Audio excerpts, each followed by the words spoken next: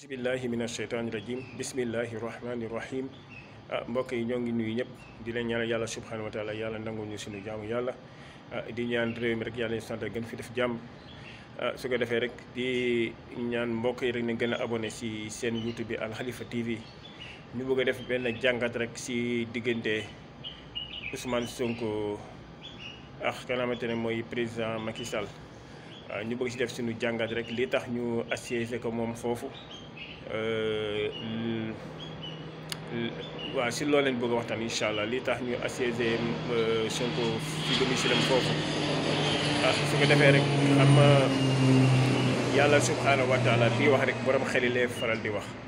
képp koo xamante ne amul xel rek yàlla togg la jëf lépp wàcc na la julli wàcc na la or wàcc na la na sa asaka wàcc lépp lay wàcc parce que sa xel nekkul ak yow moo tax yaa ulil albaab la yàlla di faral di utiliser afala taaqiluun yooyu yëpp da koy utiliser moom yàlla subhanahu wa taala parce que di wane ne moom borom xel la ko soxla waaye nag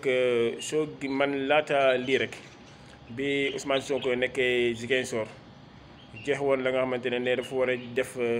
caravane de la liberté man si la xam na ne moom du egg si Dakar waaw yàlla xam na ne xamoon naa ne moom du egg si Dakar parce que gouvernement bi góoma ñu may ko loolu mu jógee Ziguinchor ba Dakar waaw góoma loolu moo tax bi mu amee loolu bett ma te tamit tey bi nga ko tey nii lenn laa si mën a def jàngat mooy lan xam nga am na ñu bëri dañ ne Ousmane Sonko état bi amul fit ba jël ko na da koy dugal kaso am na ñu nekk si wàllu gouvernement bi ñu ne suñ ko waree tëj da nga koy tëj am na ñeneen ñu ne déedéet Ousmane Sonko suñ ko tëjee dëkk bi tàkk soo gisee lakk-lakk yi di faral di am nii nga gis ñu jéggi-jéggi taal benn kër ministre Ousmane Sonko waxu si wala Macky Sall tamit assiégé bi ni assiégé kanamante ne mooy Ousmane Sonko owul kanamante ne mooy premier ministre waxam moom pour mu dindi loolu parce que xam na ne loolu teguwul si yoon li tax loolu parce que xam na am na ñu ne Ousmane nii kenn nekkul si kaw loi suñ ko waree tëj dañ koy tëj ñii ñu ne déedéet suñ ko tëjee dëkk bi tàkk sa dëkk boo xamante ne képp koo xamante ne def na lu dul yoon dañ la war tëj su la warul tëj tamit dal lay bàyyi noonu kon su ko defee lii tax Ousmane Sonko yëg na ne am na kër yoo xam kër ministre ñoo ngi taal ba léegi waxul ndaw ñi su leen waxoon ñu arrêté parce que dafa am loo xamante ne il faut mu wan ka ña nga xamante ne mooy ñi nekk si nguur bi nee na li ma teg neexuma et puis tamit soo leen def la ba tëj ma dëkk bi dina tàkk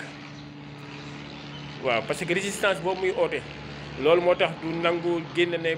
jeunes yi arrêté parce que su ko waxoon jeunes yi arrêté Macky Sall tamit soo gisee mu bàyyi noonu ka xamante ne mooy ñu assiégé kër Ousmane Sonko parce que nit dana war a xalaat que jeudi moo ngi ñëw le 1er waaw le 1er juin bi nga xamante ne dafa war a délibéré wax Ousmane Sonko fan la war a féete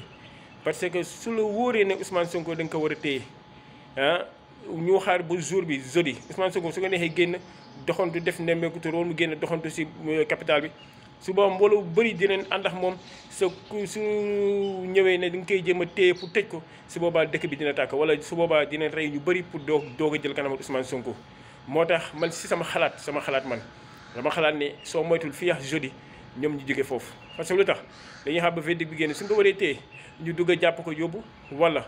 bu dee liw ñu ko ñu libéré foofu bàyyi ko mu gérer ay mbiram man si sama xalaat loolu laa xalaat parce que ku nekk rek yàlla subhanahu wa taala dañuy mooñ la nga xamante ne mooy xel pour ñuy xalaat man su ko defee loolu laa xalaat man si sama xalaat bu ndaw lii tax ba léegi nangu ñu jógee foofu dama yaakaar ne tant que verdict bi génnul ñu war a da nga ko war a acquitté ñu bàyyi bu dee da nga ko war a téye nag sama xalaat nag xam naa ne mooy waral ñu war a ko jël yóbbu ko su boobaa comme ñi ko faral di waxee rek ñu ne suñ ko téye dëkk bi dina tàkk ñi ñu ne suñ ko téye dara du bougé kon su ko defee ñi ñaan yàlla subhanahu wa taala yàlla gën a def jàmm si réew mi képp koo xamante ne yaa war a doon président nit mënul fexe ba doon président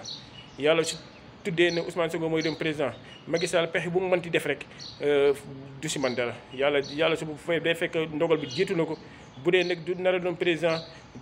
dafay sonal boppam rek ka nga xamante ne mooy Macky Sall day def pexe rek waaye fekk na boobu yàlla dangoon waxoon na ne moom du nekk président kon nit ki du nekk yow yaa toog rek yaa xool ka nga xamante ne moo la remplacé déedéet président yàlla moo koy tànn def ko neex kon su ko defee ñaan yàlla son gën def jàmm wasalaamualeykum wa rahmatullahi taala wa barakatuhu